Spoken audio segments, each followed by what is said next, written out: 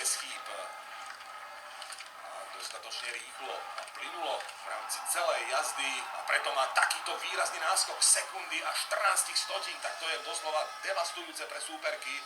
Takáto prevaha. No a Američanky zatiaľ ovládajú prvé kolo. Šifrinová prvá, Molcanová druhá. Švédka Anna Svenová Larsonová drží tretiu priečku. Petra Vlhová zatiaľ 6. miesto. A Mikaelu Šifrinovú má však obrovskú stratu 2,41 sekundy.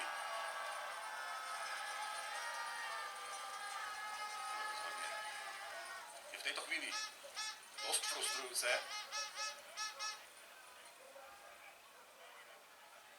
Mama je prekvapená z toho náskoku, aký Mikaela má v tejto chvíli.